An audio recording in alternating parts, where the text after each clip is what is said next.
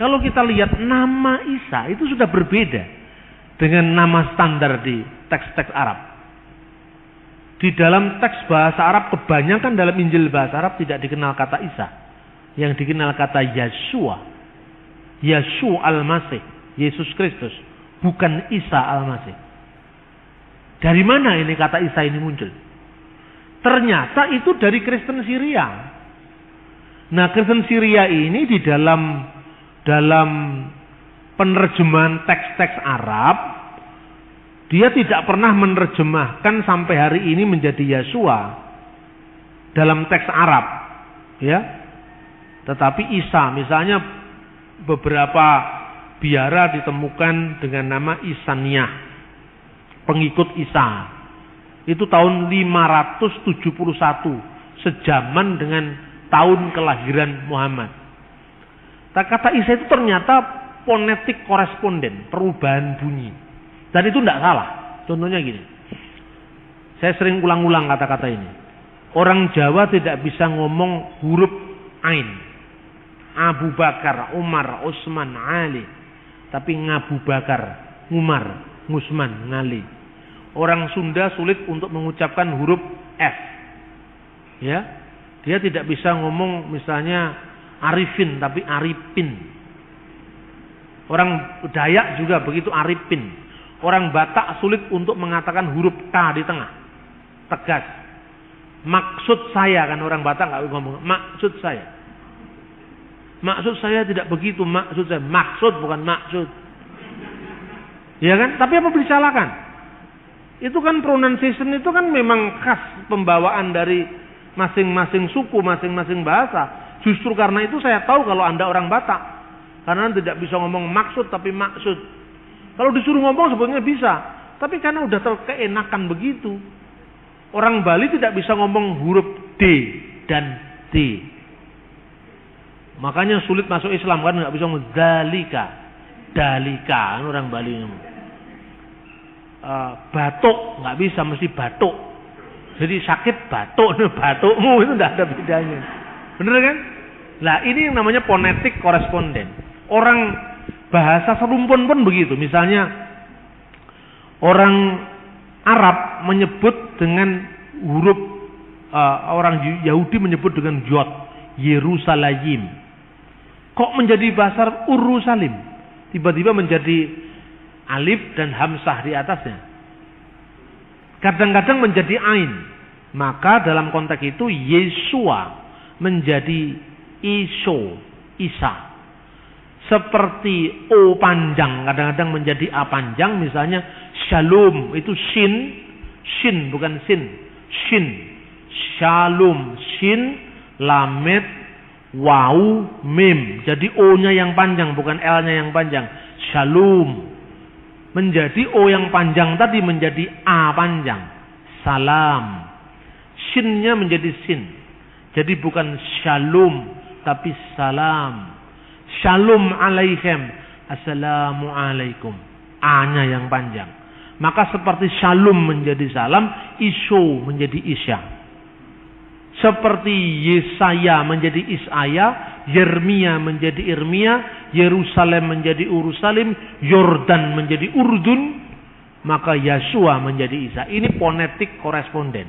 Tapi bukti manuskripnya tidak ada Injil yang pernah memakai kata Isa. Kenapa di sini kok pakai kata Isa? Karena Islam mendasarkan tradisi lisan, bukan tradisi tertulis. Ini bukti lagi bahwa zaman Muhammad Injil belum diterjemahkan dalam bahasa Arab. Kan begitu. Terus kemudian banyak teks-teks lain yang dipengaruhi bahasa Arab. Misalnya nama Yuhanna menjadi Yahya. Itu Yahya. Dalam dialek Syria Barat Yuhanna. Tapi ada beberapa dialek Syria Timur, Palestinain, Aramaik itu adalah Yahya. Yahya menjadi Yahya. Kemudian muncul lagi kata-kata kalau Abraham menjadi Ibrahim itu umum sekali. Seperti misalnya kata Nimrod menjadi Namrud, Ibrahim menjadi Ibrahim. Itu dalam gejala bahasa namanya metatesis. Ya, metatesis. Itu contohnya banyak. Nah, Kemudian dari konteks perjanjian lama banyak narasi-narasi dari Talmud yang kemudian masuk mewarnai teks Islam, Al-Quran misalnya. Ibrahim dibakar tidak mempan dalam api. Dari mana sumbernya?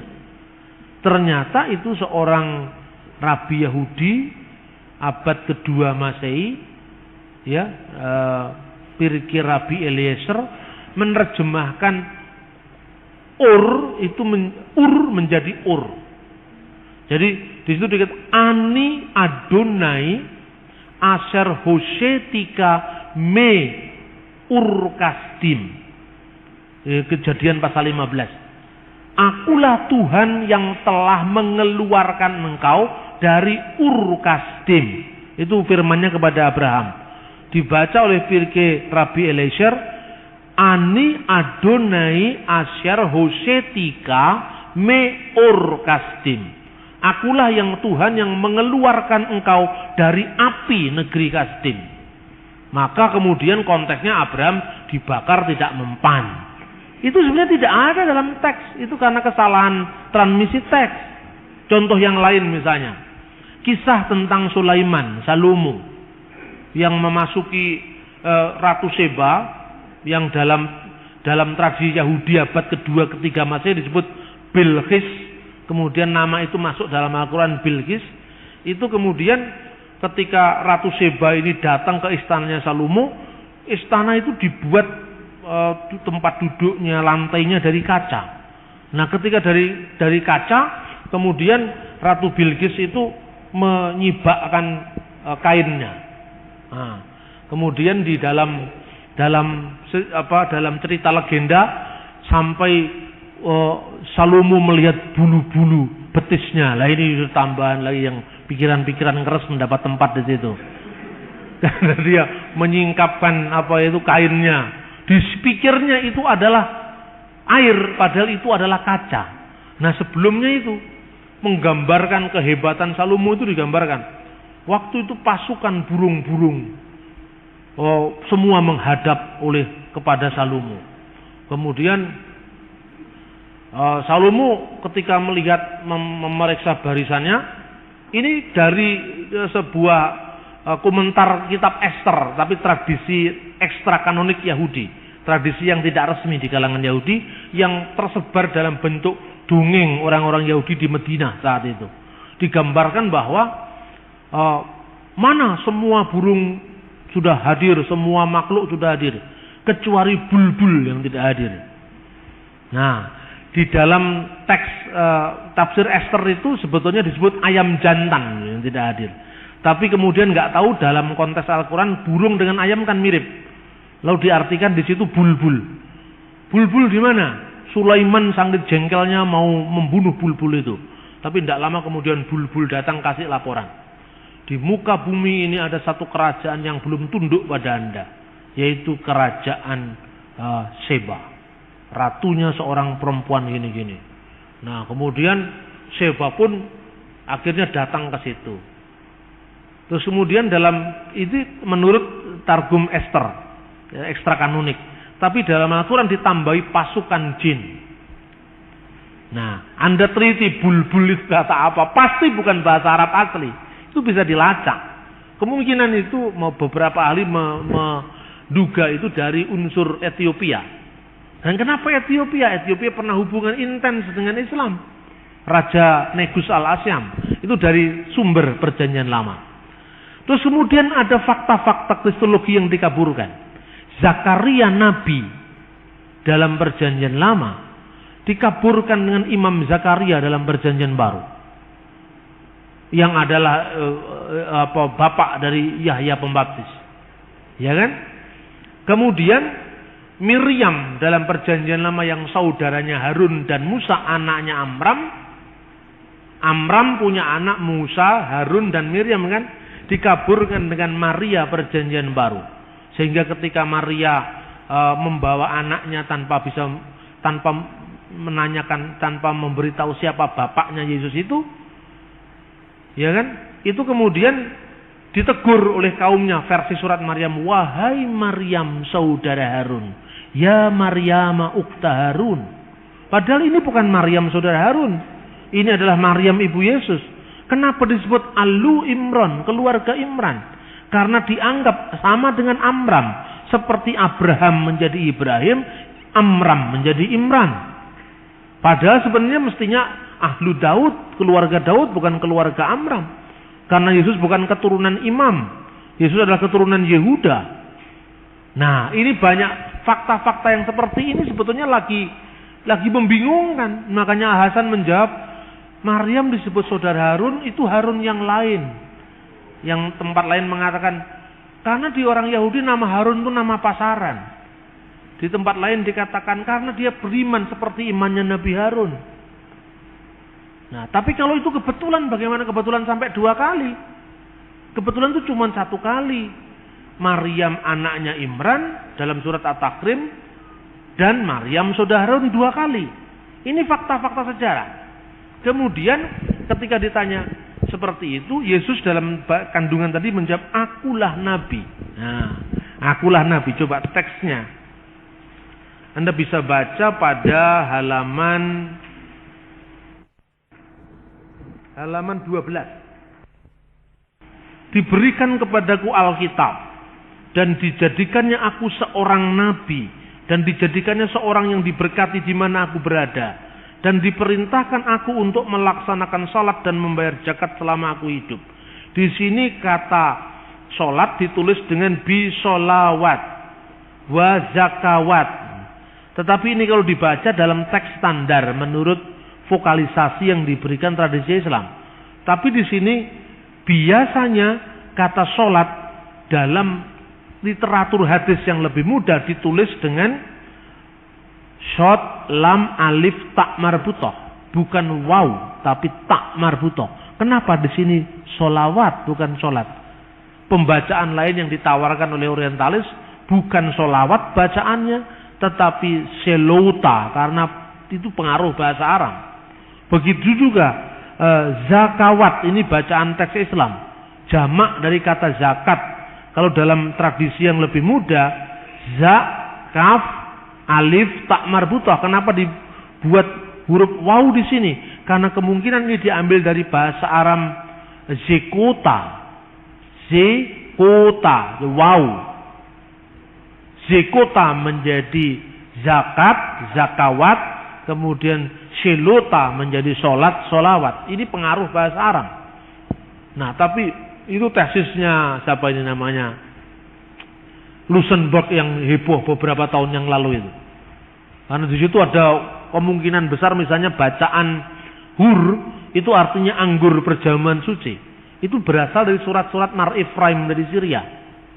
Tapi di situ hur dalam teks Quran diartikan seorang bidadari yang bermata jeli, yang tetap perawan di surga. Nah, yang dikaruniakan kepada hamba-hambaku yang beriman.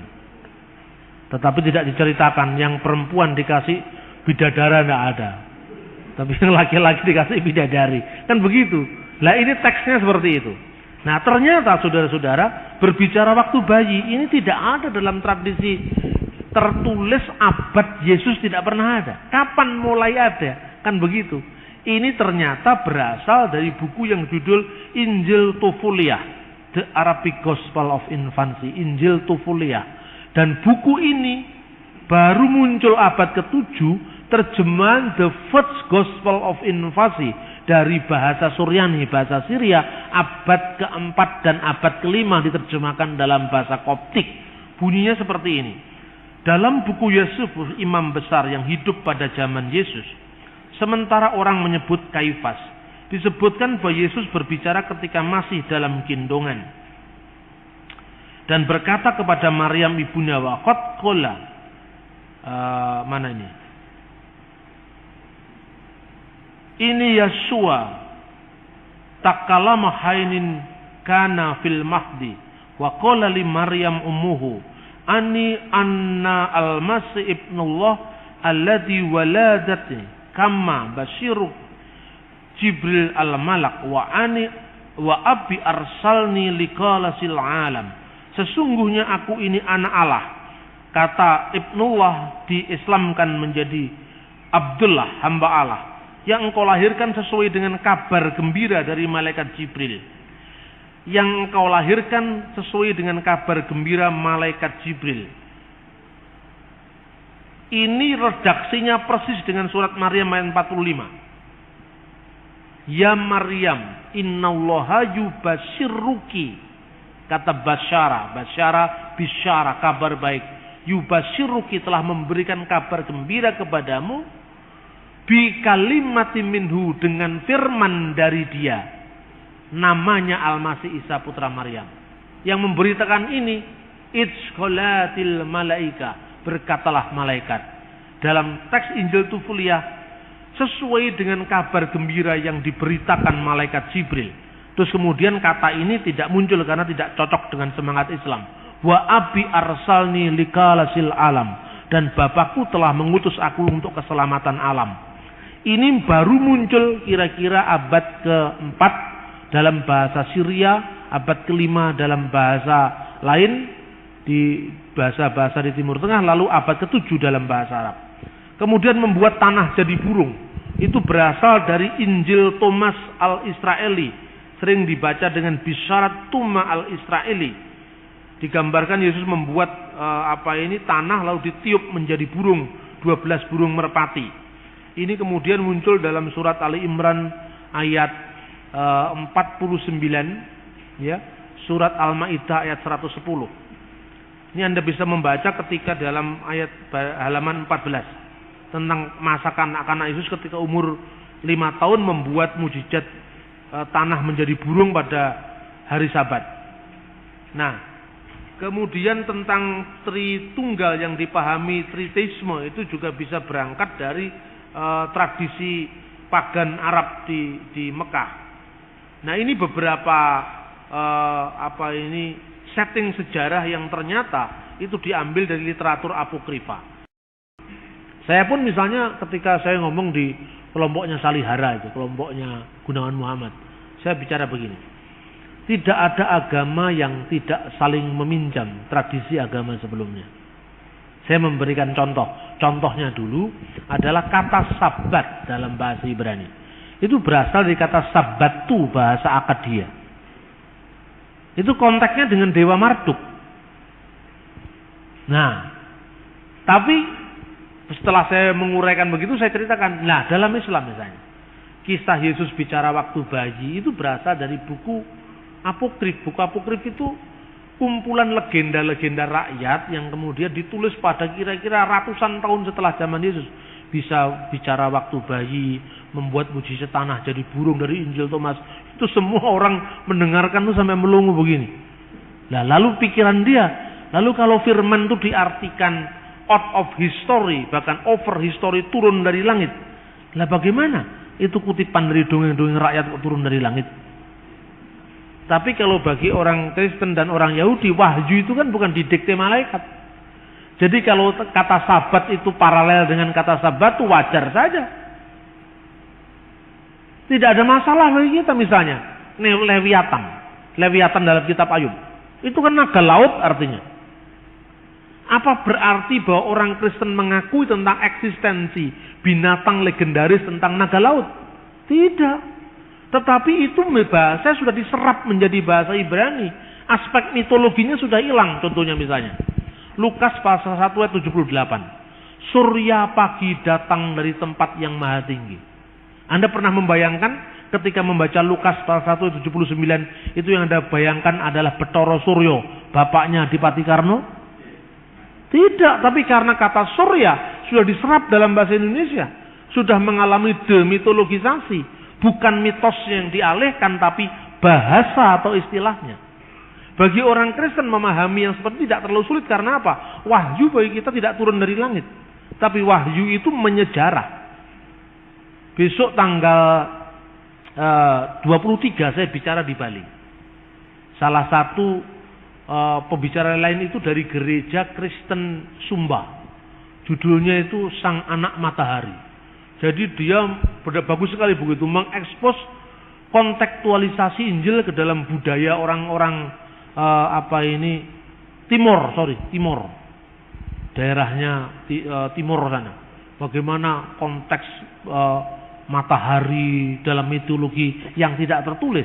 Lalu dia melihat bagaimana orang-orang non-Yahudi yang tidak punya perjanjian lama memahami firman menurut budaya mereka.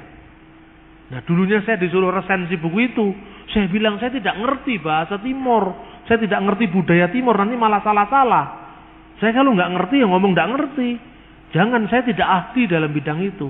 Bagaimana kalau saya ngomong dari sudut pandang budaya saya, ya, budaya Jawa dan Islam, dan Anda ngomong dari budaya Timur itu bisa saling asuh gitu. Harus disetujui. Nah, saya tunjukkan bagaimana hubungan Injil dengan kebudayaan. Kalau dari Islam, Quran itu bukan hasil budaya. Kalau Injil, bahasa yang untuk menulis Injil itu hasil budaya. Tapi pesan-pesan teologisnya itu dari surga. Surga kan tidak ada bahasa tertentu. Bahasa yang dipakai oleh kitab Injil, Taurat, semua kan bahasa manusia. Terus saya mau tunjukkan bahwa ada kontekstualisasi yang sangat indah antara budaya lokal dengan pesan-pesan ilahi. Contohnya, Alkitab sering menyindir dengan bahasa-bahasa plesetan. Mungkin tidak pernah ada yang neliti fungsi bahasa plesetan dalam Alkitab. Pernah? Ada di Alkitab. Saya bisa mau tunjukkan kepada Anda. Contohnya, ketika Alkitab mengekspos menara Babel. Waktu itu bahasa seluruh muka bumi ini satu adanya. Nah, lalu mereka mau ingin mencapai Tuhan dengan mendirikan menara. Betul? Untuk apa? Karena dengan menara itu dia akan lewat Babel. Itu kan sindiran terhadap agama pagan Babel. Dengan kekuatan sendiri mau mencapai yang namanya pintu ilahi. Bab itu pintu, El itu ilah. Pintu dewa.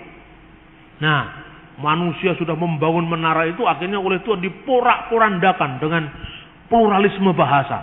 Akhirnya mereka kacau balau, bukan Babel yang didapat, tapi Balel yang didapat.